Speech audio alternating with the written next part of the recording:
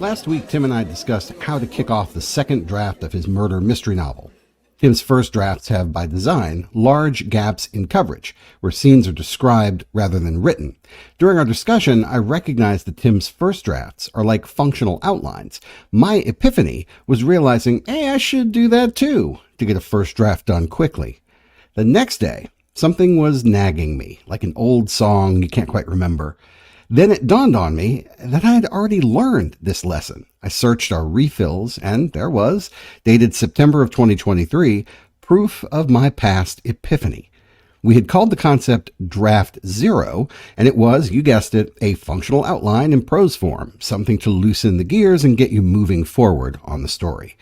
So, damn, I knew this years ago, even did a refill on it. Why didn't it stick?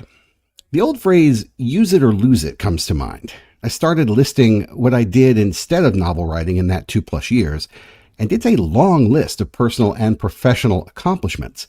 So to be real about it, I don't feel bad having not written more of the novel. After all, you can't do everything. Rediscovering Draft Zero now, though, makes sense to me. See, on New Year's Eve, my wife and I were sleeping. My daughter was out celebrating New Year's, and at 11:50 p.m., right before the ball drop, I awoke to a rap, rap, rap, rap that I assumed was knocking. I jumped up. I was worried my daughter was locked out of the house, and then I realized, no, dummy, that's just fireworks. So I was awake, wide awake, and made some coffee to listen to the show outside. The dog slept through it, thankfully, and I was left alone to contemplate the end of a very stressful but very prosperous year and the start of a new beginning.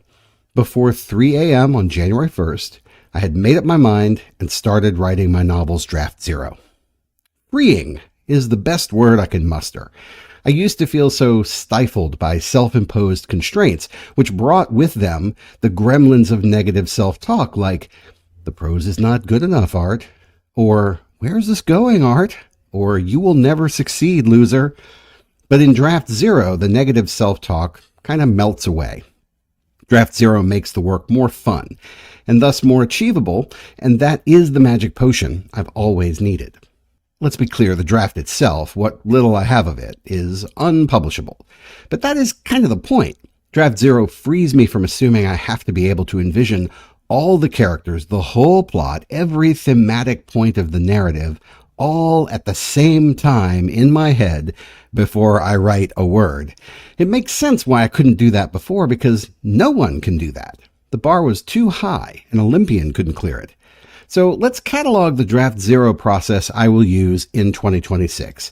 Maybe it will align with your current process, or maybe it will inspire you to take a fresh stab at your next draft. Here goes. Number 1, set office hours. Rather than choose an arbitrary daily word count, I set a length of time each day to write. I seem to do my best work in the early morning, so 5 to 6:30 a.m. is my latest sweet spot. 90 minutes equals about 1,000 words most days, but it doesn't really matter. As long as I stick to my office hours, I am making progress. 2, embrace the ugly. The output of Draft Zero is best described as deliberately inconsistent. The goal is not to write poorly or perfectly. The goal is not to only write scenes or strictly character studies or only outlining. The goal is to do the best work you can on that day, whatever that work is. Some days that might be a well-written scene. Other days it might be a character sketch or a brief description of a sequence of scenes, like, here's what goes in this spot. By embracing an ugly draft, I can just focus on being productive without editorial judgment. Number 3, reject editing. It is so tempting to stop and refine the work. This is especially challenging when I reread the previous day's work. Ooh, I want to change it so bad. But if I start tinkering with the language, I've lost my forward momentum. Sure, maybe that scene comes out better, but the rest of the manuscript still doesn't exist. Which brings us to our final point. Number 4, finish the narrative. The purpose of Draft Zero is to finish the manuscript. The longer that takes, the less likely it will happen. There is great value in drafting quickly, keeping that same mindset or perspective throughout the book.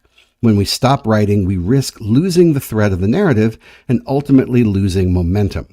Finish it first. then come back for drafts 1, 2, 3, and beyond to refine and polish. It all sounds good, right? Tough part is doing it. In 2026, so far, I am doing it. If I can do it, you can too. See you next week. Start writing.